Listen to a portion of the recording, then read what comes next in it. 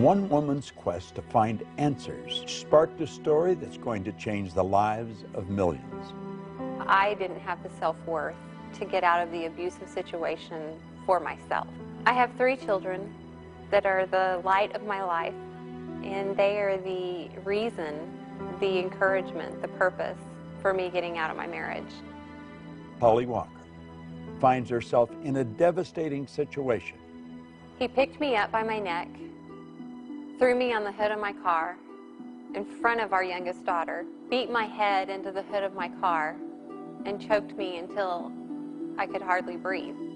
Betrayed by the people who were supposed to love her, struggling just to get back on her feet, having to fight a court battle to get custody of her 3 young children. During this process, there were days that were extremely hard, that I really second-guessed and questioned, what have I done? And I decided that I was going to turn my life around. She got the idea of looking for a life coach, and she found a lady on the west coast of the United States, Kimberly Truitt. Kimberly told her she could build the life she really wanted, and she began to coach her. Holly's life began to change. I reached a point in time in my life where I decided that I was letting other people determine my happiness. And I realized that my purpose in life is to help people who are just like me.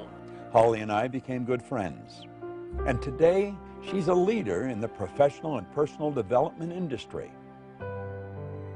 This film, Beyond the Secret, is an expression of Holly's dream, one way of helping you and the millions of people that will be watching it.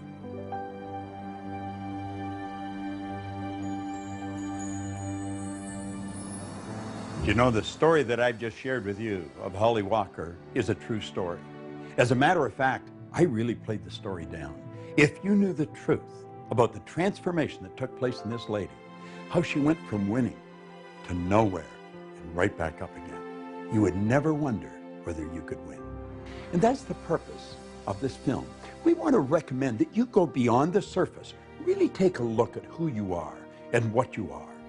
Do you know that there's around 11 million kilowatt hours per pound potential energy locked up in the electrons in the atoms of your body? Phenomenal power. We've got enough potential energy in us to light up a small town for nearly a week. What do you really want? Listen carefully as each person comes on the screen. Listen to what they have to say, because they're going to put a spotlight on something that Holly wants you to hear. But don't just listen to it. Understand it. Listen to it frequently, and then apply it. Life is a magnificent journey. It truly is, but only if we make it that way, and we have the potential to do that. Hi, I'm Holly Walker, and welcome to Beyond the Secret. What's the value of one really good idea applied to one specific area of your life?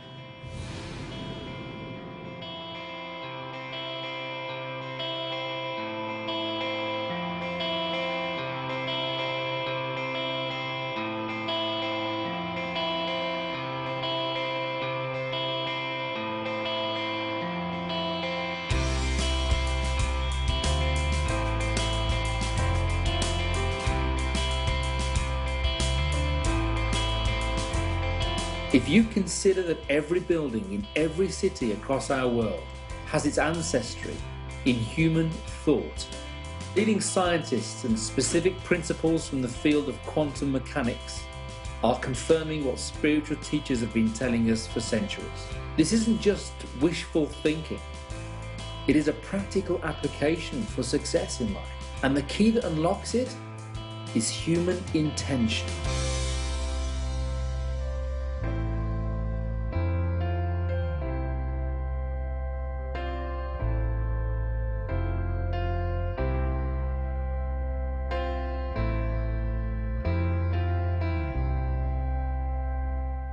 The law of attraction is no longer a secret. It's been discussed, ripped apart, examined, and put into practice by those with the awareness of how to use it to their benefit. You may be like I was, confused, disappointed, or maybe you just have a lot of questions that you need answered. My website has received thousands of emails. I think I'm doing everything I'm supposed to, but it's not happening fast enough. Why am I not making more money? Why isn't the law of attraction? I want to start living my dream lifestyle, not just dreaming about it. How do I do that? I made it my mission to find the answers. I set out to meet with the teachers who inspired me, the ones who really spoke to me and helped guide me through some very difficult times in my life. And literally, through the law of attraction, over the course of a year and a half, I was able to sit down with some of the world's leading visionaries and most inspirational teachers and ask questions. The wisdom that they share in this film is invaluable, and you can use it starting today to change your life. I have heard time and time again, and you've probably heard this yourself, that the law of attraction doesn't work. That's like saying the law of gravity doesn't work. The law of attraction is always working, just as the law of gravity is. Gravity keeps you sitting on a chair and you're not bouncing off a ceiling. But if you use it wrong and walk off a building, you're toast. Well, it's the same with the law of attraction. The law of attraction, though, is a secondary law. The law of vibration is the primary law, and the vibration you're in dictates what you're going to attract. When you're in the vibration of having ideas, everything that's in harmony with having that experience will start to be attracted to you. Like energy attracts like energy. If you're not in a good vibration, you're going to attract stuff you don't want. But the law of attraction's always working. It's a matter of understanding it and bringing our mind and body, our whole being, into the right vibration so that we attract what we want. So if you think you're using the law of attraction, but you're not creating the results you want, it's sort of like taking a lamp to an electric plug.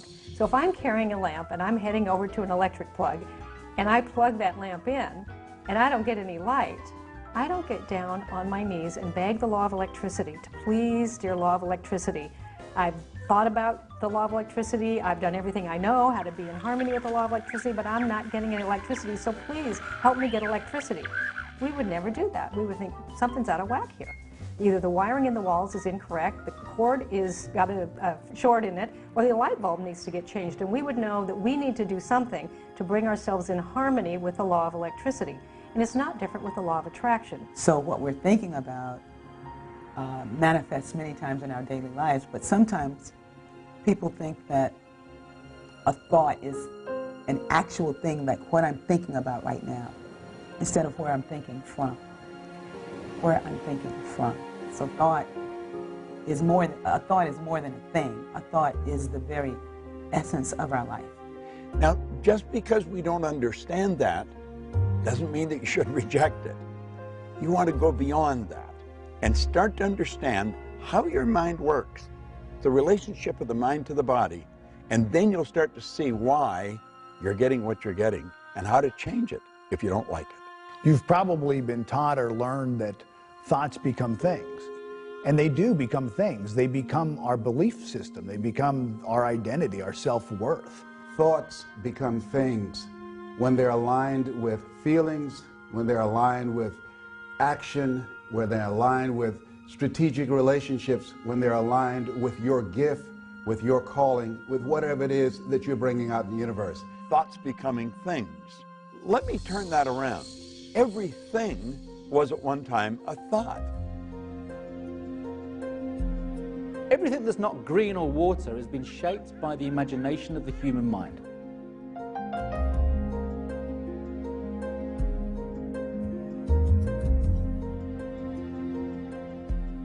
Everything you look at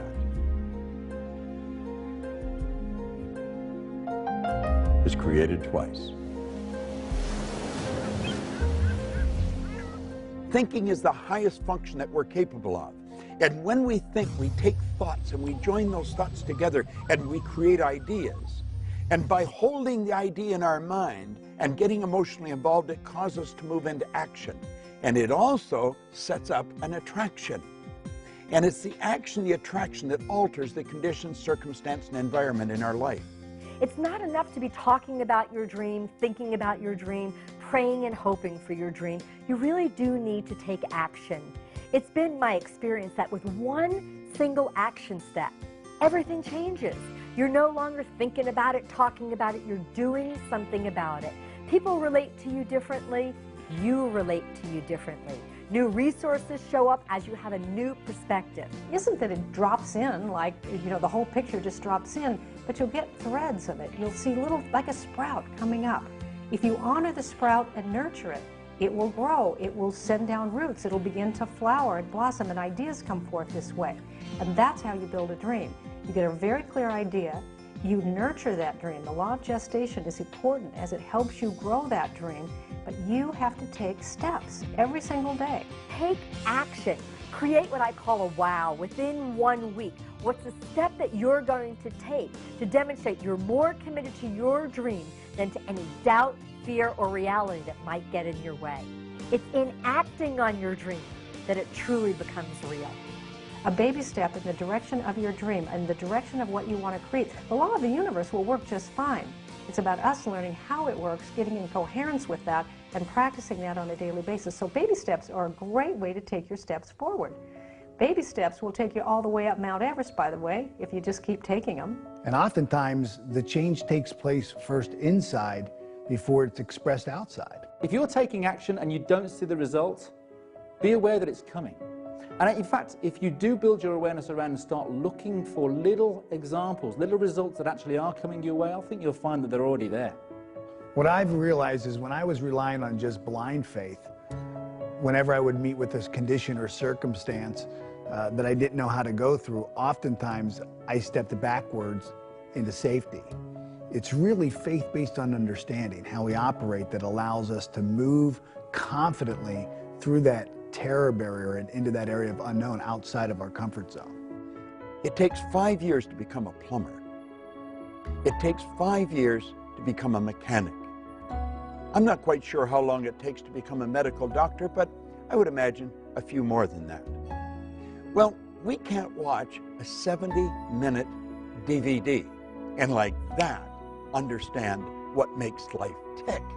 We've got to make a decision that we're going to study something about ourselves. It takes a different kind of process to grow the bamboo tree. You plant the seed and you water and you cultivate the soil for 5 years. And at the end of 5 years, the bamboo tree that does not break through the ground in those 5 years, in 6 weeks it grows over 90 feet tall.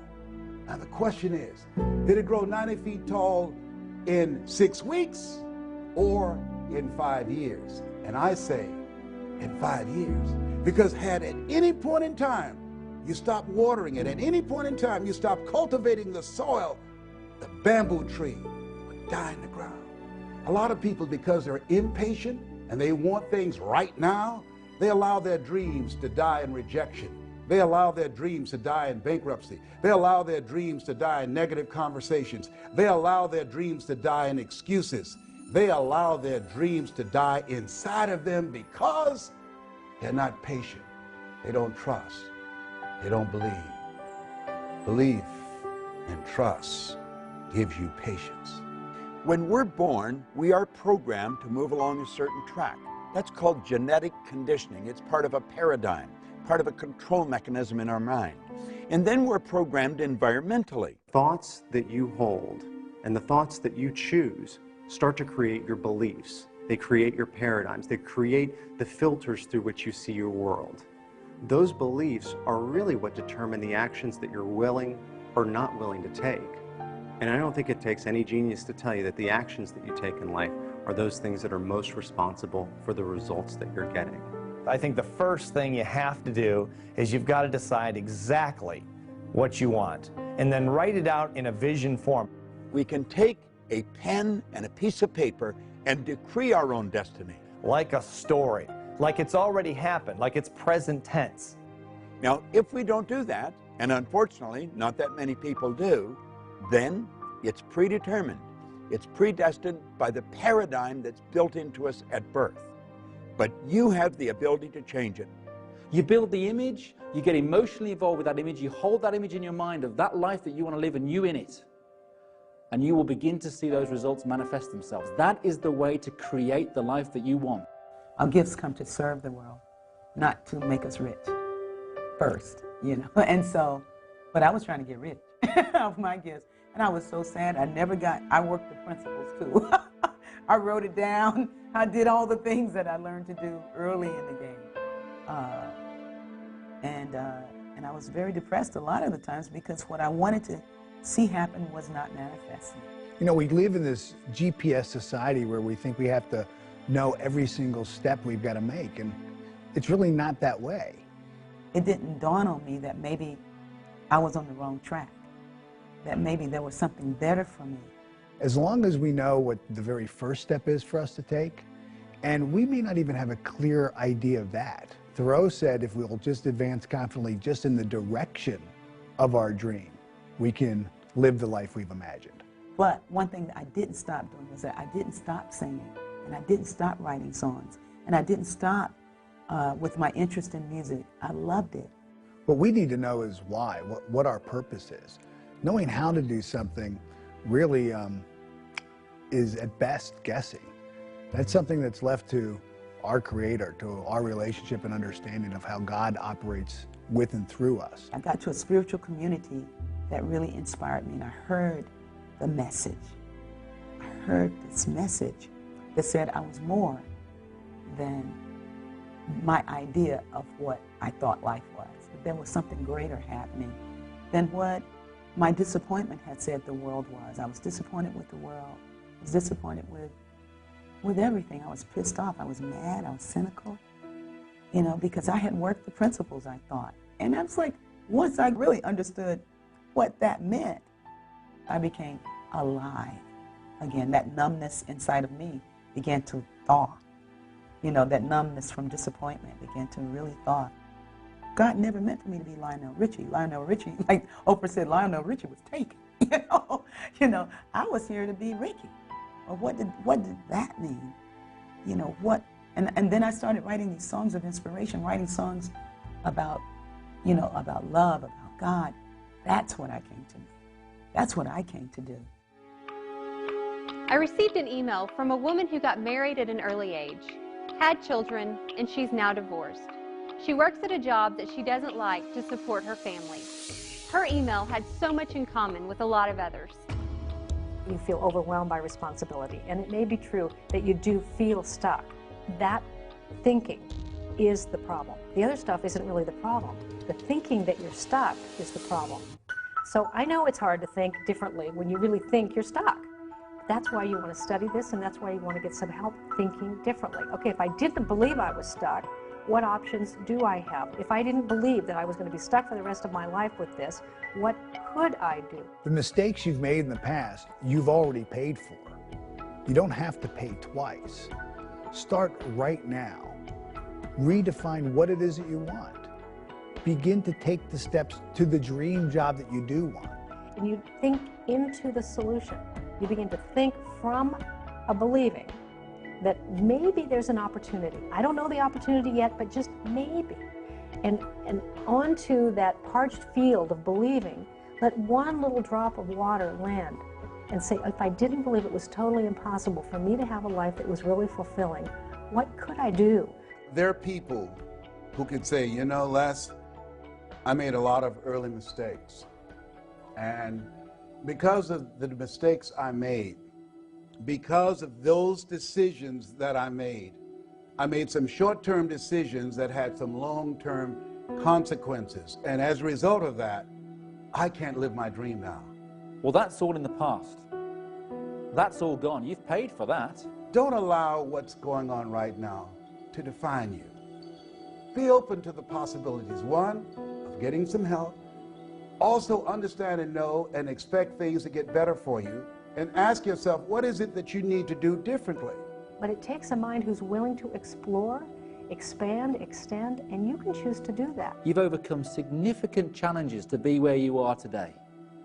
Don't give power to the mistakes of the past. That's behind you now. Look at yourself right now.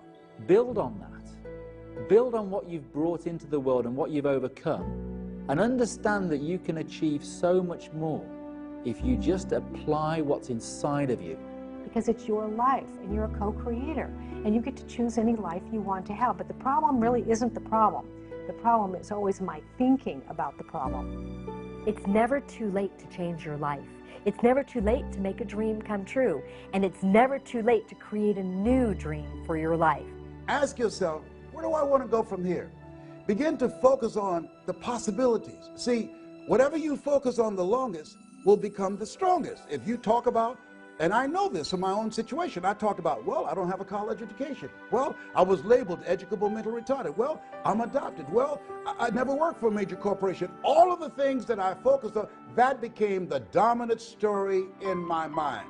When I began to flip that script and I became convinced in my spirit that what I had is enough. What you have is enough. Where you are right now, that's enough. That's all you need. If you have the faith of a mustard seed, if you hold a mustard seed in your hand, you can't see it. You don't have to have a whole lot. It is absolutely pertinent that you have a dream. If you don't have a dream and you're taking action every single day, then there's really nothing that separates you from a hamster running around in a wheel. Yeah, you're getting a lot done, but you're moving nowhere. The dream is what gives that action direction. I would really like to believe what you're telling me, Bob, but I feel stuck. By the time I get home and get the kids to bed, I'm beat. I'm in hock right up to here. I don't have the money to really buy some of the things or attend some of the programs you're talking about. And quite frankly, I'm tired. I really don't know how to make it work. What is something that I know I could do, know I should do, and know if I would do, it would move me closer to my dream? Now, I'm not asking that you're going to have an answer that's going to make this big quantum leap. What's just the first step? I have a friend who does a seminar called How to Earn Over $200,000 a Year with Your Eyes Closed. Mike Jones out of Philadelphia. He's been blind since he was 10 years old. Tawana Williams, she wrote a book called Unarmed But Dangerous. She's the president of her own corporation. She was a 10-year crack addict, a single mother, and she was born without arms. Oh, what's your excuse? I say you're bigger than your excuse. Stop focusing on your reality. Start to ask yourself, how do you want your life to be? And then take action steps to prove that you're not just talking about it. You're not inspired. And you're not inspired because you don't have a goal. You have things you want that you wish for. You're being controlled by what's going on in your outside world. Your external circumstances are just a mere reflection of your internal circumstances. I've gone into prisons. I've seen people that were stuck beyond what you could believe, and I've watched them change. There is a way, but you've got to have a reason, and it's got to be a good one. It's got to be something you want. And not all dreams need to be Mother Teresa dreams. We're lucky that there are people in the world that do want to make the world a better place. But your dream of spending more quality time with your family, your dream of being paid well for doing something you really love, your dream of being healthy and physically fit, these are really important dreams as well. Looking at the world as unlimited in possibility, looking at your life as an unlimited set of possibilities, and waking up every day in a state of gratitude. And that's not, I don't mean gratitude is going to do it for you. I don't mean gratitude is going to lead to action, but it puts you in the right frame of mind to really invoke the law of attraction. So it's your emotional involvement that alters the vibration and sets up the attraction. The number one step you need to take is to fall in love with what it is you want to be, do, or have. Just repeating something isn't going to do any good. You've got to mix it with feelings of emotion. You've got to internalize it. You've got to become the actor. You've got to live the part. It's not just a want or a wish or a desire, it's an all-consuming obsession. You do it frequently, it'll become a habit. You must be emotionally involved with whatever you want, or nothing's going to happen. There was a woman I know, a young mom, 2 kids. She was a single mom, had dropped out of high school, didn't have an education. The father of the children had been long gone and there was no child support. So she was working 2 jobs. She worked at a local fast food restaurant and she took in laundry and alterations at night to earn enough money to support herself and her 2 kids. She lived in a very small 1-bedroom apartment and it was $500 a month for the rent, and it was all she could do to just squeak by. And then she heard about these ideas, and she thought, well, if I had a dream, what would my dream be? And at that point, she thought, I would love to have like a place we could live that would have 3 bedrooms where we'd each have our own room. But how would I do that? I mean, she was barely getting by on being able to earn enough to pay the $500 a month. So you need to build a very clear image on the screen of your mind, in your consciousness, of you in the role, in the life that you want to live. Only then are you in a position to be able to plant things in the home, such as vision boards or bullet points or reminders anywhere that might be on the dashboard, on the bathroom mirror, on the fridge, that prompt that image onto the screen of your mind. Write out what you want to accomplish over the next 6 months. Not 6 years or 60 years, 6 months. And make it very clear. And what you write, if I read it, I want to be able to see the same picture that you see. That what she really wanted was a small place with a fenced backyard, so her son, who was 7, had longed for a dog, could have his own dog. There would be a fireplace so that they would be warm in the winters. And she described the kitchen when she wanted a window over the sink, because she was so tired of doing dishes and looking at a blank wall. And she wanted an arched doorway to come in through, and she wanted a little picket fence out front. People take the time to decide what they want, and they write it out. And then they think just through sheer willpower they can make it happen. It isn't going to work. That's like a fly trying to fly through the glass in the window pane. It's going to die on the windowsill. One of my favorite quotes comes from General Schwarzkopf. He says that in times of war I find plans utterly useless, but planning to be priceless. Really, what would you do if you just didn't believe it was impossible? And she said, well, I'd look for it. If that's exactly what you do if you didn't believe it was impossible. Go look for it. And she said, well, I found exactly what I'm looking for, but I don't feel any better. I actually feel worse. I found this little house. It needs a lot of work. It's got hardwood floors need to be refinished, and the cupboards need to be redone. But there's a window over the sink. There's a little fireplace. There's no grass in the backyard, but there are 3 little bedrooms, and the picket fence needs. And she said, but now I just feel worse. And they said, but if you didn't believe it was impossible, and she said, I don't know how this works. This can't be work. You know, I just feel worse. And they said, do this. If you didn't believe it was impossible, what idea could you get? What if time and money were not issues? What if you had the support of the people around you? She says, well, you know, they want $900 for this. That's like twice almost of what I've been paying. I can't do this. They said, but if you didn't believe it was impossible. And they said, just stay in the question. If I didn't believe it was impossible, what would I do? And here's the action part of applying the law of attraction, is that you take a step anyway. In the absence of knowing everything, you take a step anyway. It's a baby step. And you have to stay in the inquiring mind. If I didn't believe it was impossible, what could I do? What could I do? The imagination is going to cause the universal mind to start bringing you what you need and when you need it. And she got an idea. And the idea was to write the landlord a letter and tell the landlord about herself, about her children, and what she would do for that house if he would rent it to her for a year for $500 a month. How she would refinish the hardwood floors, how she would redo the cabinets in the kitchen, how she would plant the grass, how she would put in some flowers, how she would paint the picket fence. And if he would supply the materials, she would provide the sweat. She wrote a beautiful letter, and then she signed the letter and she put it in the mailbox. When we're really expecting the good to come into our life that we're hoping for, we don't ask, where is it? And you must expect it. Desire without expectation is flawed. You have got to expect the good that is coming into your life. Expectation is born of belief. You have got to believe it, because if you don't believe it, then you're wishing a fantasy. Finally, 2 weeks later, she got a phone call. It was the landlord, and he says, I don't know why I'm doing this. I've had your letter on my desk for 2 weeks. I've got 2 full-price offers. But something in your letter just won't leave me alone. So I want you to sign a contract, what you'll do each quarter of the year. And if you really will do what you say you'll do, I'll let you have the house for $500 a month. Now here she had manifested what she had really hoped for, and there was no material way from her current status that she could create it. But the interesting part is not that she got the house, which she did, and not that she fixed up the house, which she did, but who she became in the process. Because she began to discover herself as someone who could create, as someone who could have a picture and not know exactly how to do it, but apply the laws of the universe and stay in the mind that says, if I didn't believe it was impossible, what would I do? And an idea would come, and if you take that step, things unfold. I really related to this next video email because I've experienced a lot of the same things. My husband thinks this stuff is all a bunch of fairy dust. It's hard to try when he constantly puts down everything I do. Does this stuff really work? See, everybody does not want to see you make it. There's some people that are jealous. There's some people that are envious. Why? I don't know. Some people, because if you are driven and you're working on your goals and dreams, they feel that will make them look bad. As you start to study this information, your life is going to change. You know, along the way of trying to apply these principles, you'll hit the top edge of your paradigm. You'll hit other people telling you all the reasons it can't happen, what can't be done.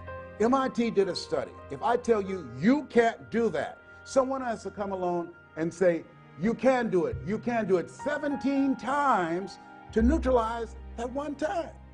And it's very important to be absolutely fueled by your vision. For some people, the word dream is even just too out there. Let them know a dream is simply something that you want, or better yet, learn to speak the language that he understands. When a plane's taking off, it's got to go against the wind, it doesn't go with it. And you're going to run into a lot of resistance.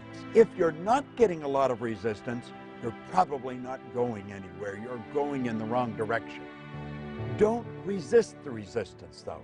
There's a law of non-resistance. Just let it go, because whatever you resist persists. When someone is not latching on to another person's dream, I really believe it comes from fear. In other words, their consciousness is rooted in fear, and this is basically, in a nutshell, a frightened person. And they get uncomfortable with it. Now, I'm not just talking about maybe your boss or your colleagues at work that are telling you not to go and do this thing that you desire doing. I'm also talking about those that you love dearly. I'm also talking about your partner, your spouse, your husband, your wife, your mother, your father. And you know, the people that are closest to you are going to put up the most resistance. They don't really want you to get ahead, because if you do, then you become a mirror to them. All of a sudden, they've got to look at you. They know they're as smart as you. They're as educated as you. They've known you your whole life, maybe. And all of a sudden, you become a mirror. And when they look in that mirror, they see themselves, except they're not where you are. And sometimes they can resent you because of that. And it causes problems in friendships. It causes problems in families.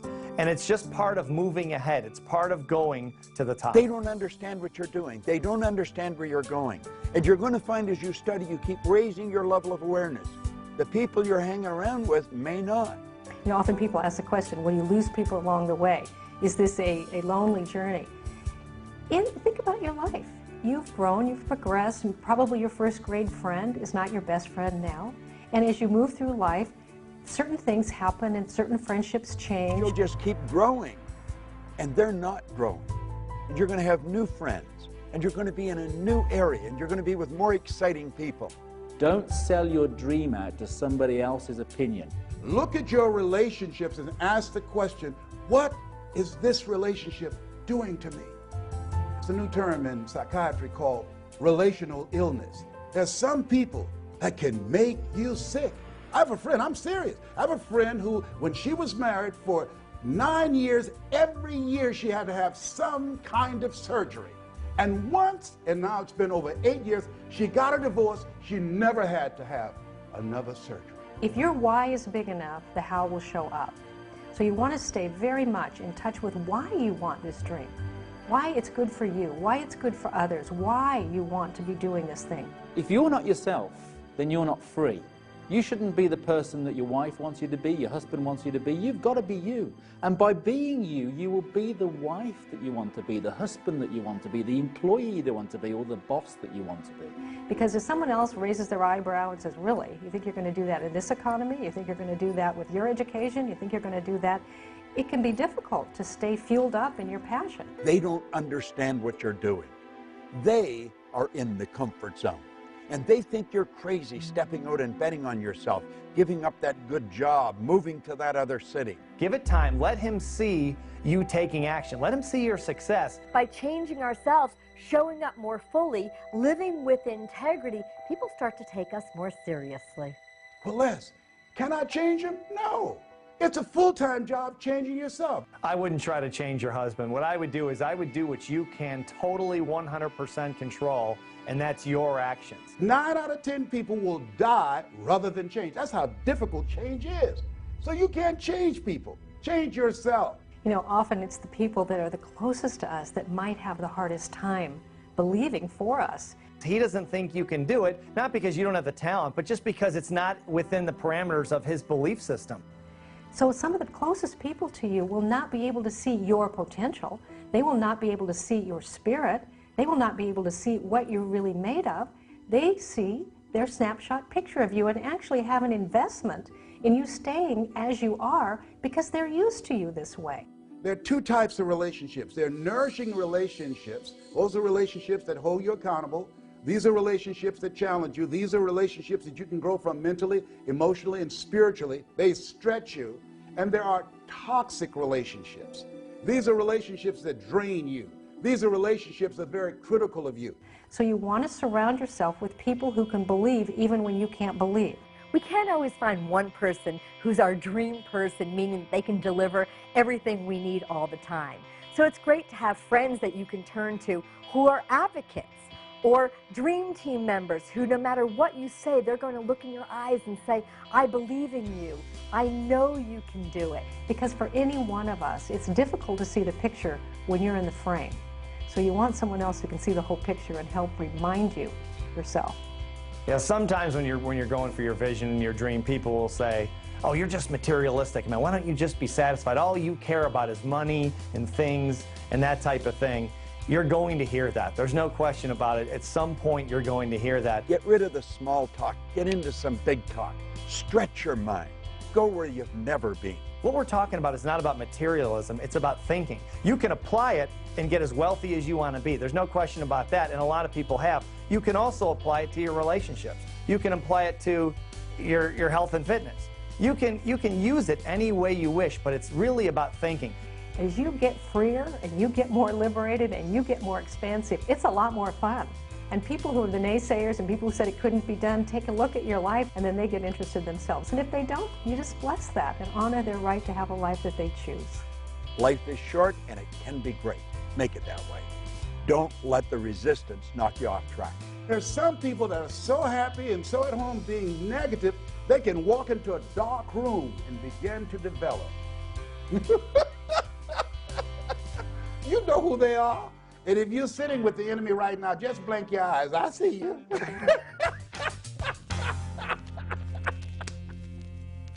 This video email is from Laura, and she is like so many of us. She doesn't like change. I hate change. I'm not happy with my life, but making huge changes seems way out there, and I don't want to end up being laughed at if I fail. You know, if we'll be open to a new idea that maybe change can lead us to the growth that we really want in our lives, to a completely new who we are, a redefinition of our purpose in life, a full realization of our potential, then maybe change doesn't become this thing that we have to struggle with or wrestle with. Most people live their lives completely at the whims of the circumstances around them. It's easy to get comfortable in a life that isn't really that comfortable because we're used to it. Get out of the comfort zone. You know, if you're comfortable where you are, you're in a bad spot. You know, I was very corporately conditioned.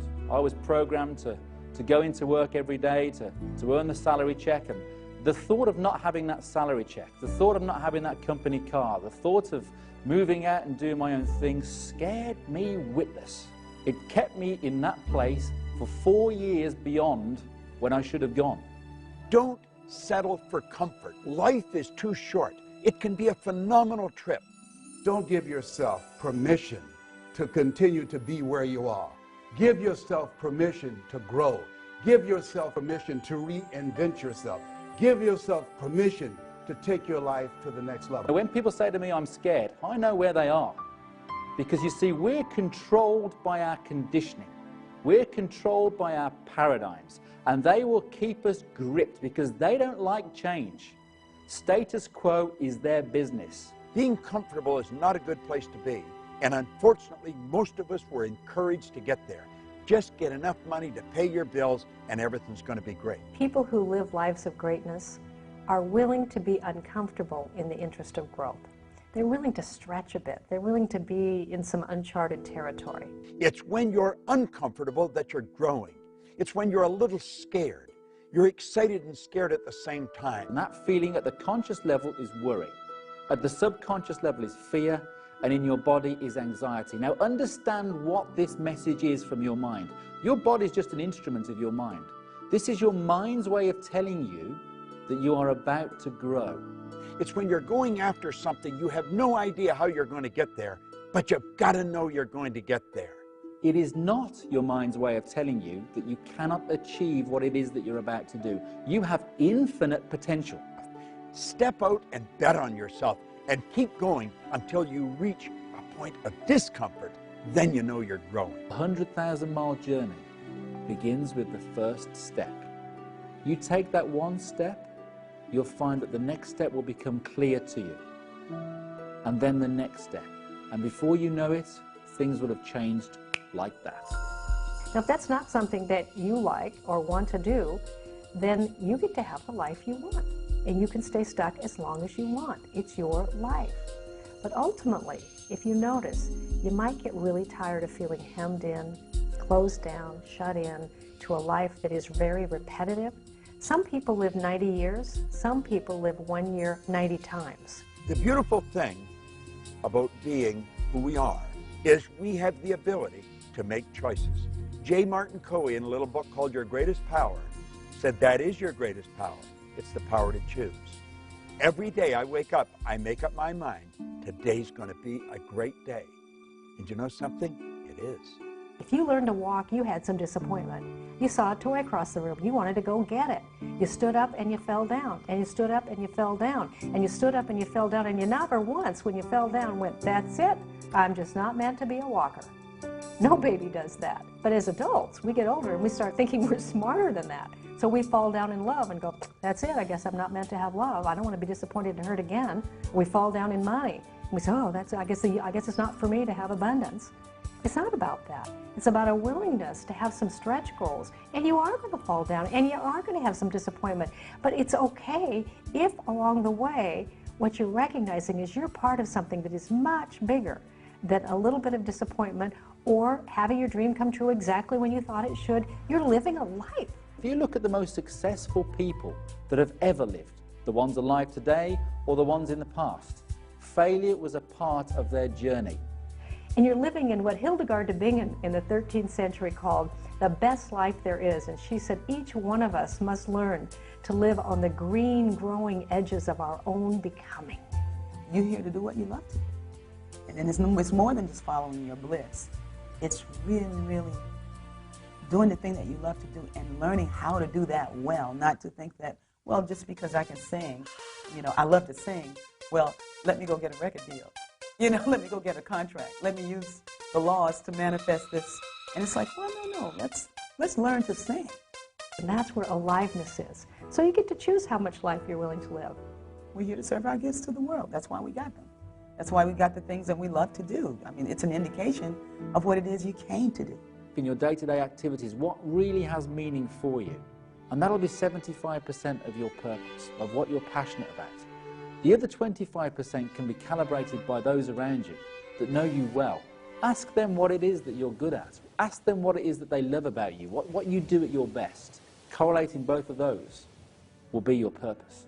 I've always loved music. And so my vocation revolves around music. It always has. I mean, I've always loved doing that.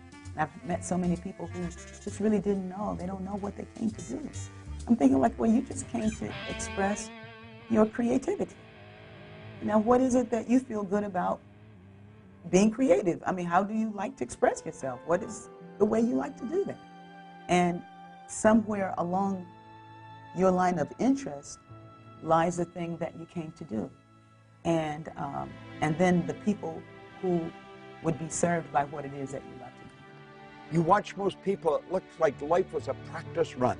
They sort of tiptoeing through life, hoping they make it safely to death. But imagine, if you will, being on your deathbed and standing around your bed, the ghost of the dreams, the ideas, the abilities, the gifts given to you by life, and that you, for whatever reason, you never pursued those dreams. You never used those gifts. You never acted on those ideas. You never used those abilities. And there they are standing around your bed looking at you with large angry eyes saying, we came to you. And only you could have given us life. And now we must die with you forever. When a person is numb, they're so cut off from their own happiness, from their interior happiness. It's very difficult to know who you are when you're in that place. And that's when you need a spiritual healing. That's when you need something to shift inside. That's when you need to be still so that you can discover what it is that wants to speak to you, that wants to speak through you. The wealthiest place on the planet is the cemetery. There you find potential never manifested. There you'll find books never written. There you'll find music never played. There you'll find ideas and businesses never given birth. It's your life, and you get to choose. But I'll tell you this, there is way more joy and way more fun and way more aliveness if you're willing even to explore a little bit. And you don't have to take giant steps of change. You can take baby steps of change. Just be willing to explore a little bit. And what will happen is your change muscles will start getting stronger. And you'll start to have a little more appreciation for the value of little changes because they produce great results over time. You're stronger than you can ever begin to imagine. You and everyone watching this can do it. You've got something special. You've got greatness in you. How about living your dream lifestyle instead of just dreaming about it? Let's throw this to America's Dream Coach, Marcia Weeder. The difference between a dream and a fantasy, like winning the lottery, is that in a dream you can design a strategy for getting there. A fantasy is wishing for something. So if you're not emotionally involved with an image or an outcome that you want, a result that you want in your life, then you're idly wishing. You've got a fantasy. A dream is something that you have that you are very emotionally involved with. Now, this is absolutely essential. In winning the lottery, short of buying a lot of tickets and doing a lot of hoping, there's nothing that you can do to make it happen. Get pictures of where you want to go, put it on a vision board, and inundate your consciousness with these images, because the brain works in images. And so you want to think about this all the time. Get those images in front of you all the time, and then start taking steps toward the manifestation of your vision. This is one of those great opportunities to get creative. This is one of those great opportunities to say, this is a dream that I have. I have absolutely no idea how I'm going to do it. All the conditions and circumstances around me right now stink. I don't know how to do it. In my experience interviewing world-class performers in all kinds of different fields, what I found is they decide exactly what they want. They put a vision together, and then they share that vision of where they want to go with as many people as possible who can help them. It's funny that the shortcut step is to share your dreams, but the truth of it is, most of us don't want to. Let's face it, if I tell you my dream, you might laugh at me, or you might think my idea is crazy. Worst case, you might steal my idea. But the #1 reason why I don't want to tell you my dream is because if I tell it to you, you might expect me to do something about it. If you desire an outcome, it has a massive impact on the likelihood of it happening. Where are you going to get the time? And where are you going to get the money? Get a support team to help you. A support team is really just a group of people that when you get down, when you get tired, when you get frustrated, they say, you can do it. I believe in you. Keep moving forward. You're on the right track.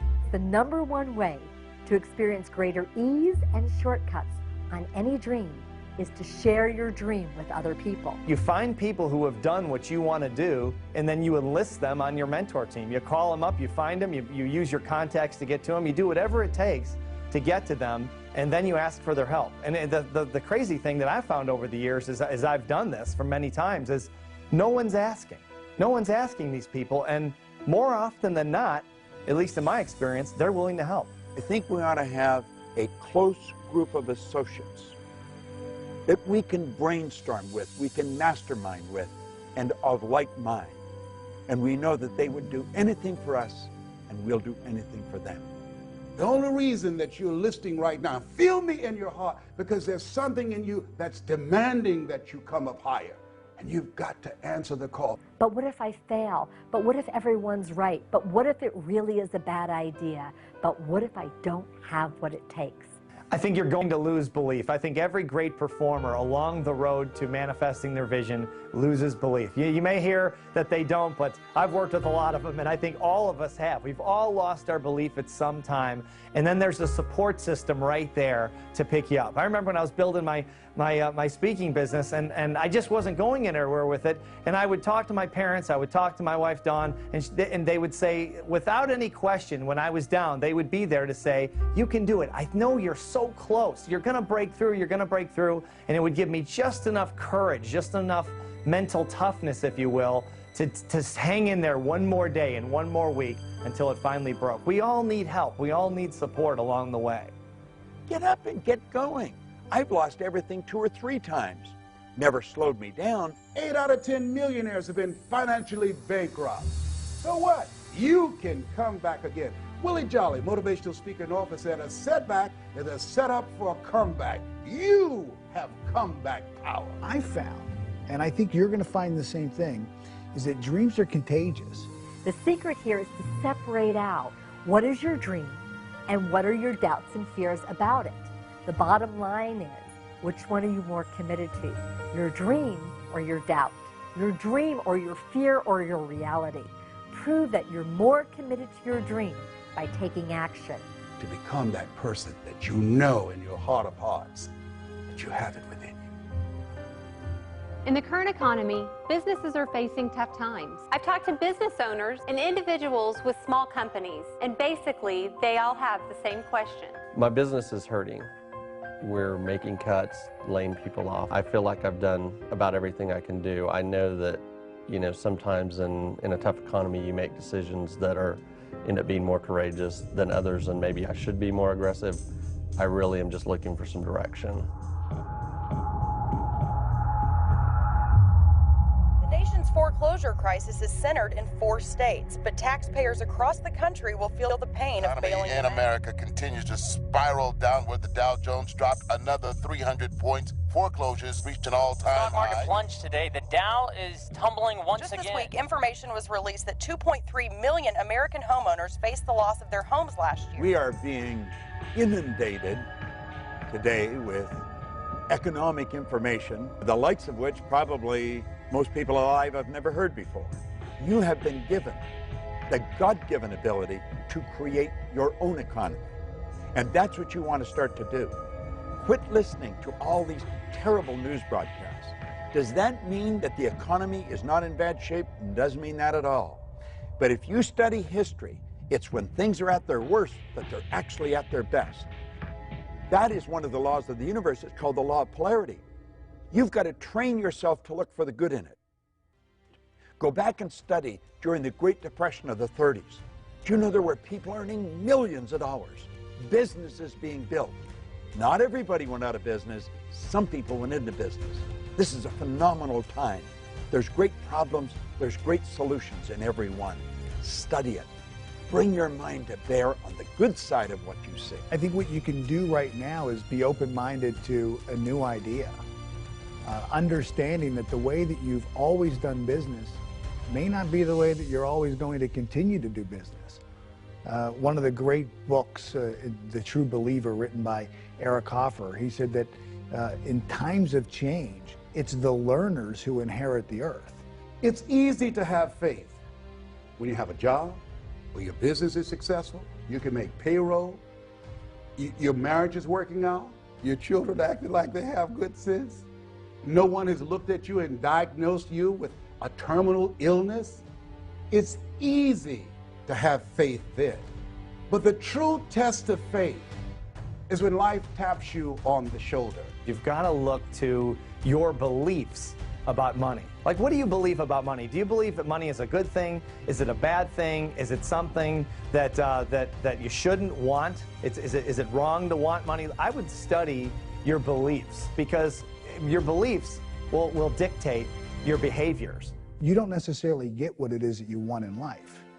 You get what you believe you're capable of. You get what you believe you're worth. And if your behaviors aren't in line with making more money, you won't make more money. You can wish for it all day long. It's not going to happen. But if you can alter your beliefs and expand your beliefs around money, you can automatically, just by default, change your behaviors around money, which will ultimately lead to making more money. A person doesn't earn $50,000 a year because they want $50,000 a year. They earn $50,000 a year because they're not aware of how to earn $50,000 a month. Stop and think of the things that you're aware of today that you weren't just a couple of years ago. Awareness is the most phenomenal thing. If you were aware of how to utilize the potential that you've got, your whole life would change just like turning on a light. Awareness, you develop it through reading, you develop it through listening, you develop it through studying people who have done what you want to do. Study people that have developed wealth and watch the way they live. I don't mean the cars they drive or the houses they own. That's all fine, but that's all icing on the cake. Everything you own at the time of your death is going to belong to somebody else. But what you are is yours forever. No one is any better than you, and no one's any worse. We are truly equal. And what we want to do is really understand that. Do you know that everything, ourself and everything that we see, is energy?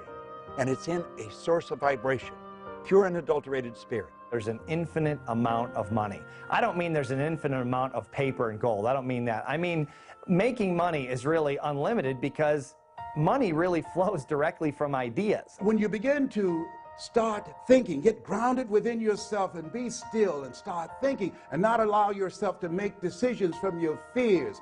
Zig Ziglar calls fear false evidence appearing real. You want to be thoughtful and start thinking and strategizing and developing a plan of action or where you're going to go now, where you're going to move your life, what's next for you. Because there is something available for you. It's now time for you to start a new chapter in your life. There's total abundance out there. Most people don't know that, but that doesn't mean you can't believe it. That's what wealthy people believe. They believe there's no end, there's no limit to the wealth they can build. I remember a point in my life, things were working out real good, and I said, this is too good to be true. I had a talk show.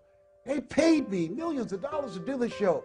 And when I came into New York and was in the studio in Manhattan Studios, I looked around and I said to my mentor, this is too good to be true. And he said, Les, there are no overachievers. I said, Mike, this is too good to be true. Something is bound to happen. And it did. Thou shalt decree a thing, and shall be established unto you. Death and life is in the tongue. Don't be afraid of taking a risk. If you fail, you can get up and go at it again. Failing is a part of winning. One of my favorite studies is on The Spirit of Opulence, written by Thomas Troward. He said that when we're drawing from the infinite, we never be afraid of taking more than our share. I just love that. He said that's not where the danger lies. The danger lies is in taking less and being willing to settle for that. I am asked over and over again, is this a good time to take a risk? Step out and follow your purpose. Do you know the worst thing that can happen to you is not to take a risk? That's the greatest risk. See, I live with the idea that if you're not on the edge, you're taking up too much room. We've got to step out of the life we're in if we ever want to get to the one we're going for. You know, a lot of people talking about waiting for their ship to come in. And Abraham Lincoln talked about the fact that the people who win in life are willing to swim out to the ship. You weren't born believing that money is the root of all evil, or that you should go to college or you shouldn't go to college, or you should get married or not get married. Those are all programs from people of influence in our childhood. When we were little kids, people said this is right and this is wrong. And we believed it because we didn't have any frame of reference as children to argue with them. Well, now we do. Now we know what we're going to need to get where we want to go. The quality of thinking that has defined who you are and the life conditions and circumstances you have now is not the same quality of thinking that's going to produce what it is that you want and move you beyond your comfort zone. Now you believe it. Now what? Now what you're going to do is you're going to start taking action to move forward with building your wealth, because you're not going to be holding yourself back. You're not going to be sabotaging yourself with this belief that there's only so much, and who are you to want more? Who are you to dream bigger? Because you know there's enough to go around for anyone that can believe and then follow up their belief with action. If you have an idea of a business that you want to start, and immediately you sit down with pen and paper and want to figure out how you're going to afford it, you might right out of the gate compromise the dream down, making it smaller, because you know that you can afford this much money. But as you start to pump up the muscle of being more creative, more visionary, dreaming bigger dreams, you'll also see that it's more powerful to really go for what you want and then figure out how to make it happen. First understand what your dream looks like. And then when you know what your dream is, then decide if you have enough money or not, because how possibly could you know how much money you need until you start taking action towards it? In our conscious mind, we have this thought that we want to be, do, or have more. We want this big income, we want better relationships. But that thought then has to be in harmony with the belief of who we are. And oftentimes it's not. And here I think is where I know for me in my life, many times, and I think a lot of people get stuck because this is where we surrender. I think there's two major kind of beliefs. There's true belief, where you've actually experienced something and you know it's true. You believe it because you actually lived it. That's true belief, 100% belief. And then there's the belief of a lot of superachievers, which is what we call manufactured belief. In other words, as emotional creatures, they've literally talked themselves into believing something they've never done before, that they don't even know is possible, but they talk themselves into it. We call that manufactured beliefs. And a lot of people, before they ever accomplish their visions, have 100% belief in their ability to do so because they've talked themselves into it. What else in you that you haven't used that now the universe is demanding that you bring it out here? Really get very clear on the vision of what it is that you want to do. Internalize that vision, become emotionally involved with it. And then when you become intuitively aware of an action step, an idea, one of those out-of-the-blue moments that you can do that would move you closer, that's when you act, regardless of the condition or circumstance. Those are the 3 steps. Build the image, internalize the image, and then take action. When you are actively engaged in making things happen, you don't have to be depressed. I don't think most people will do what we're talking about. That doesn't mean you shouldn't do it. You should do it. And that's one of the reasons to do it, is because most people won't. It gives you an unbelievable opportunity to move ahead. A negative person can look at opportunities and all they will see will be the obstacles. But a positive person, a person who has an optimistic view of life, they can look at the obstacles and all they will see will be the opportunities. And everyone could do it, but chances are they won't because of all that lack and limitation programming. Years, and if someone is 30 years old, chances are they have 30 years of lack and limitation programming. That's a lot to overcome. So most people probably won't do it, but you can do it. All you have to do is take the steps now. Take the steps starting today. Forget the past. It's over. Most people don't realize the 40-40 plan is gone. This is the era of the 3 C's: accelerated change, overwhelming complexity, and tremendous competition.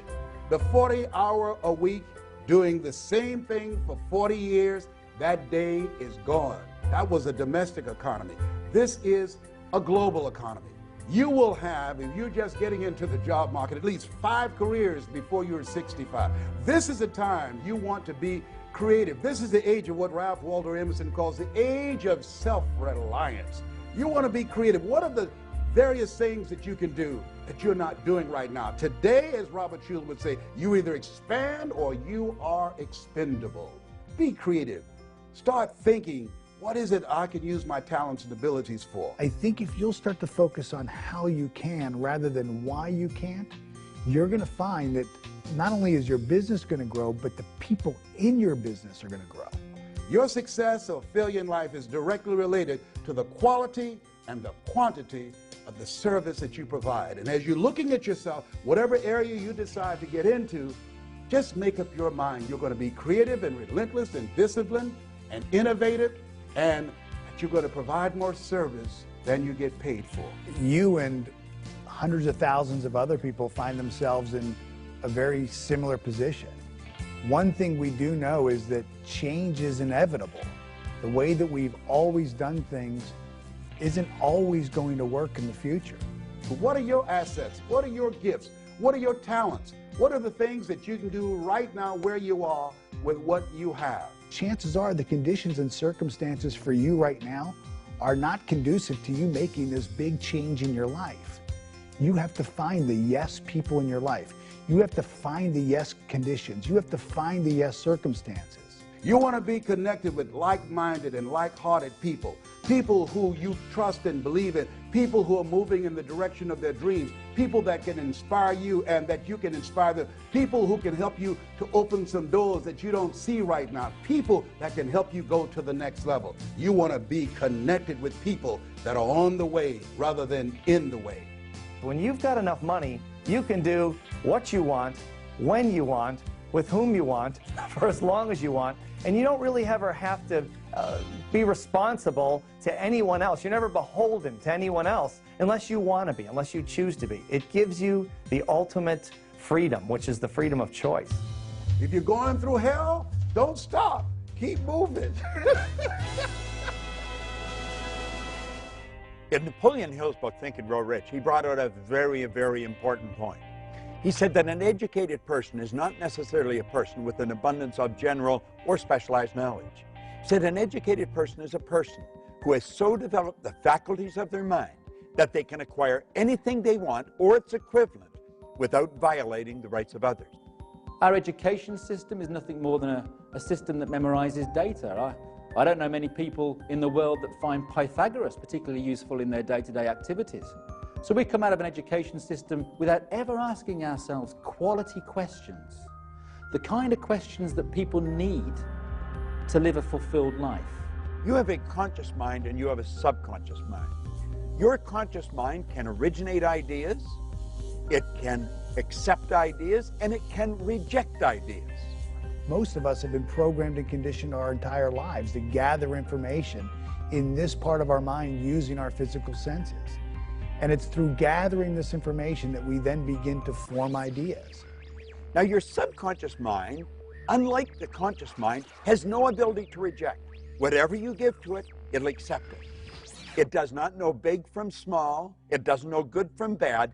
Everything just is. It accepts whatever you give to it as real. This vibration begins to move our bodies into a certain form of action. We begin to produce actions. We begin to feel a certain way, act a certain way, behave a certain way. We have intuition.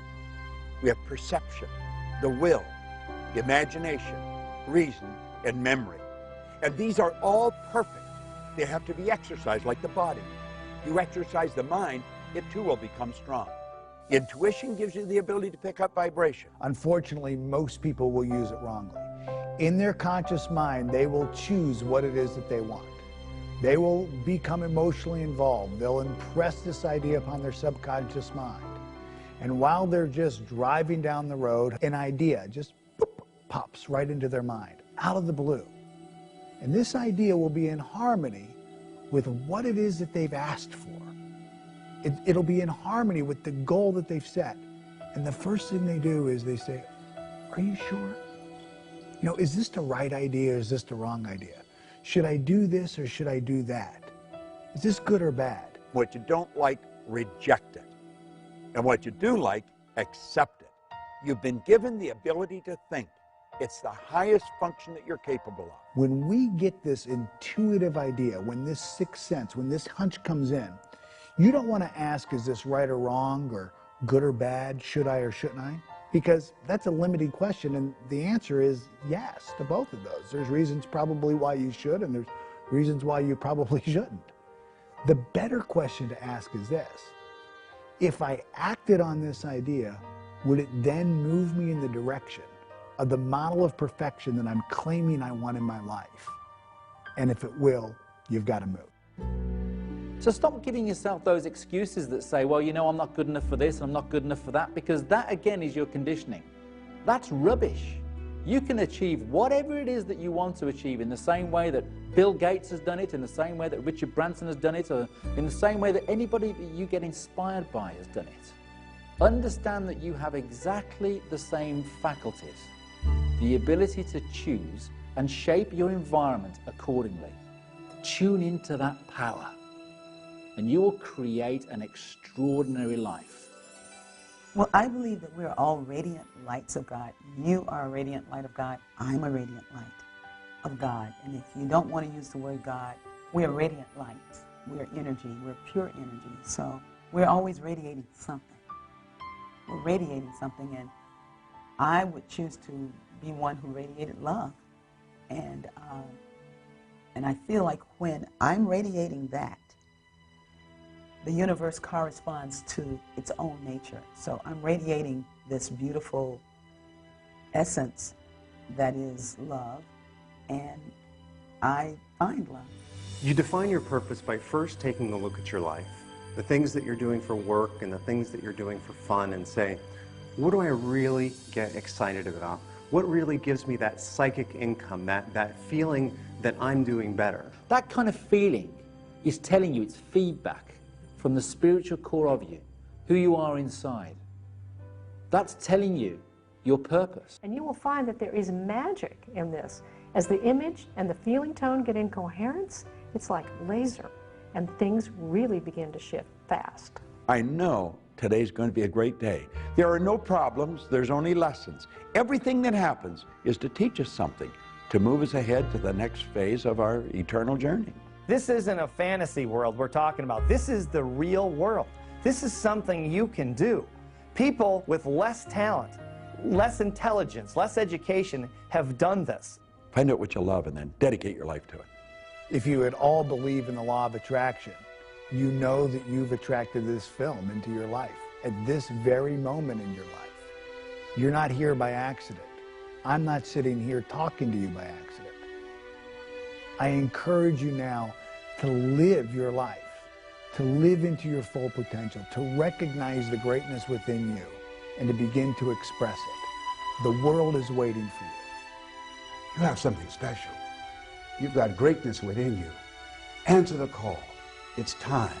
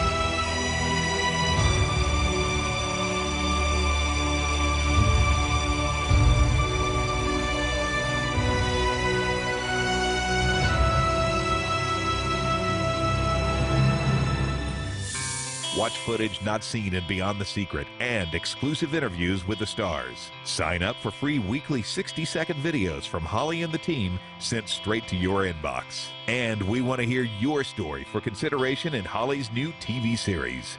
Click it on LifeSuccessTV.com.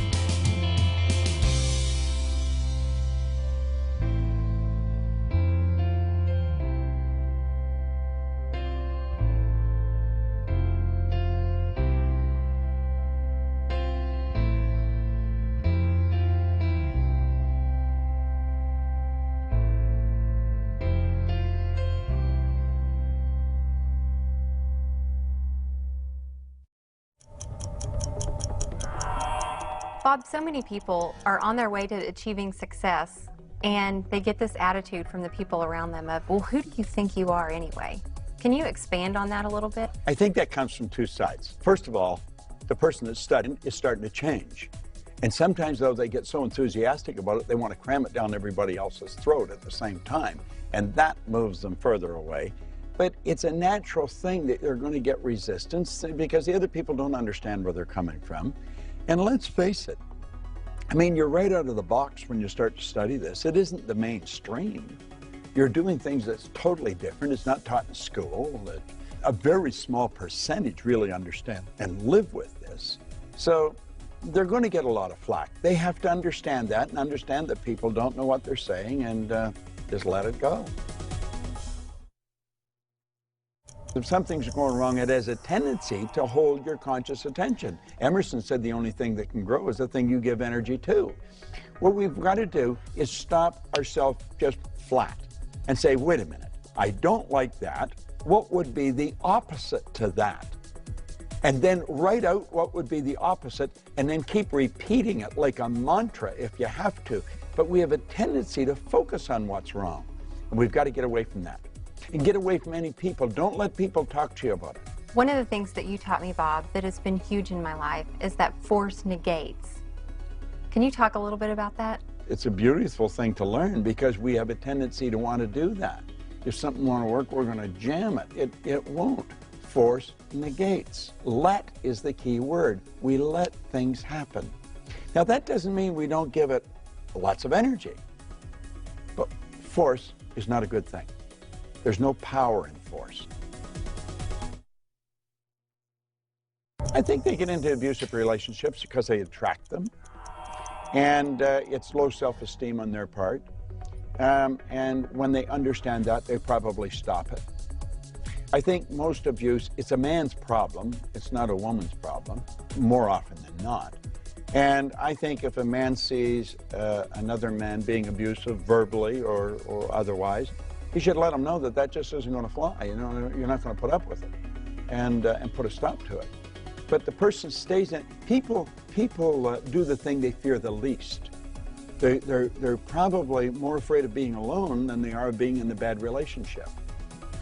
But if a person starts to develop their own self-confidence, the abusive relationships will go their way.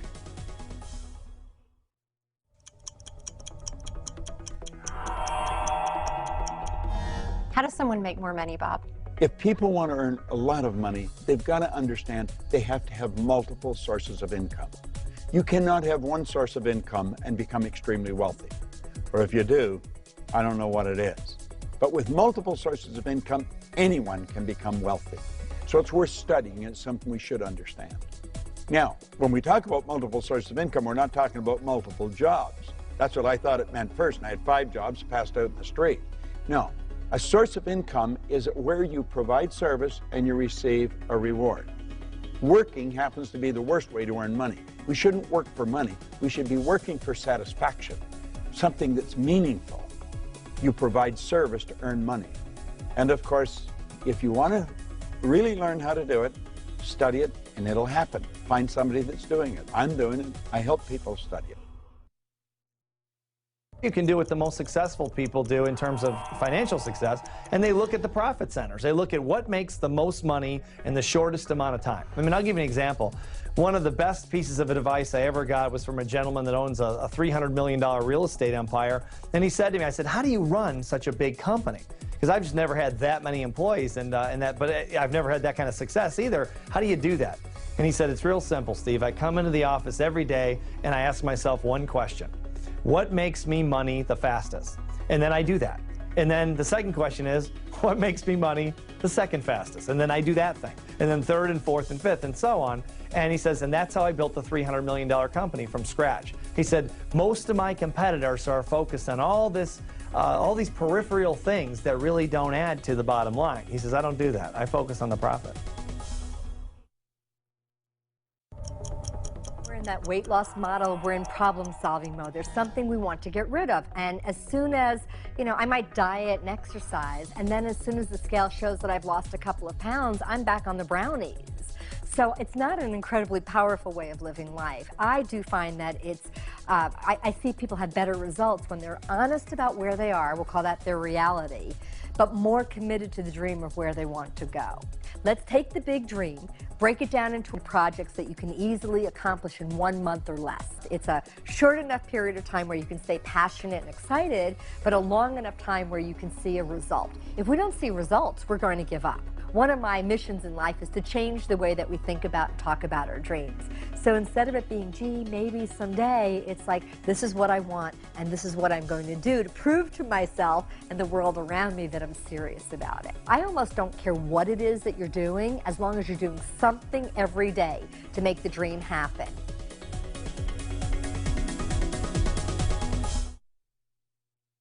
Can you give me some tips on how to stay successful even during these tough economic times?